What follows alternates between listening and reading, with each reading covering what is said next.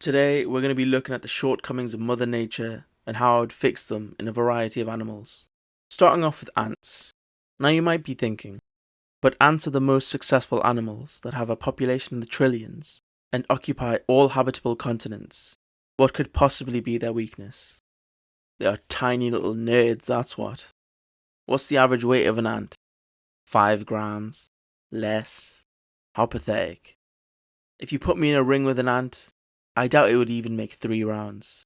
So now you might ask, how would you go about fixing this? Easy, just make them 100 times bigger. Look at the difference already. That's terrifying. Logically, because they are 100 times bigger, so would their colonies and anthills. Try pouring molten aluminium down them now for your clickbait videos. It also turns every predator they have into prey. Anteater? Yeah, more like not anteater. But don't worry about them, I've got a fix for them later in the video. With this massive increase in size, it's going to take a lot more energy for them to do just about anything. And I have a solution for that as well. It's simple. Just have them be able to photosynthesize. It wouldn't take much, just add a PL to the name. Next, we have the goblin shark. He's a little ugly, but that's okay. They live in basically the basement of the ocean and in complete darkness, as well as being pretty sparsely populated, so it's basically the polar opposite of an ant. The goblin shark's weaknesses are that they have bad eyesight, as well as being slow, and ugly if you count that as a weakness. My fix for them would be giving them the ability to go goblin mode for real, and double their speed. This would fix 2 things. Because they're now going twice as fast, they're going to be able to catch twice as much prey. Secondly, all that swimming would give him a 6-pack from so much core activation. So now he's getting shark hose, even though he's a little ugly. Yeah, I can't really think of how to fix his blindness. Unfortunately, I'm not a miracle worker. And I'm pretty sure laser eye surgery doesn't work underwater.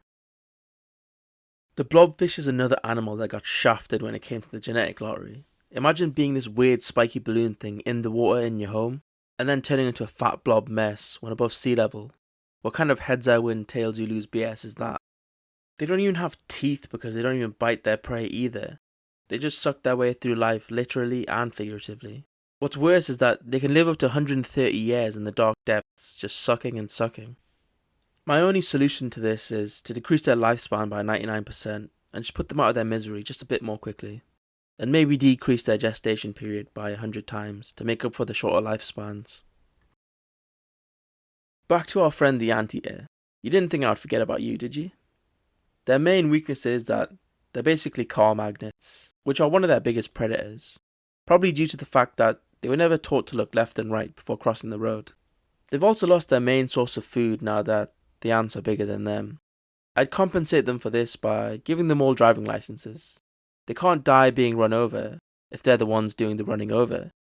I'd probably give them a nice 95 office job while we're at it. They seem like pretty chill dudes, fixing both the anteater problem and boosting the economy. I'd say that's a win-win.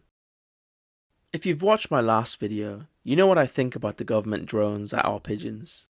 Although not animals and not under the driving force that is natural selection, I still think I can improve them. Instead of being glorified cameras, I think they should be programmed by an app. Maybe call it Twitter or something.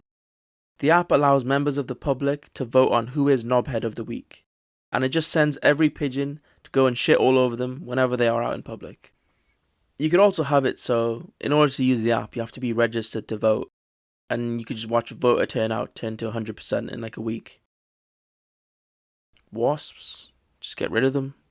Maybe increase bee numbers to account for the reduction in pollination. But other than that, I think most people will be pretty pleased with the outcome. Our last animal that needs fixing is the koala bear. Now, if you're not Australian or knowledgeable of the koala, you might be asking, why? What's wrong with koalas? Quite a lot actually. First of all, they all have chlamydia and just spread it around, with some populations having a 100% infection rate. Secondly, they're really dumb. Like, they have one of the smallest brain to body ratios in animals, as well as the fact that they have no ridges in their brains, making them actual smooth brains. Thirdly, they mainly only eat eucalyptus leaves that need to be grinded down before it can be digested, which eventually wears away at their teeth. Can you guess what their ingenious fix was for the solution to teeth erosion? Just starve to death. No growing extra teeth or anything, yeah, just your time's up, that's it. The final issue with koalas is that they are, how do you say, not very friendly with the idea of consent. Yeah, I'll just leave it at that. To remedy this, I'd make them omnivores. Eating insects and lizards would mean they wouldn't need to eat low-calorie leaves, allowing for more energy going towards higher thinking, and maybe the development of a conscience. If you like these types of videos, consider subscribing and maybe hitting the like button. Anyways, thanks for watching. Hope to see you in the next one. Bye.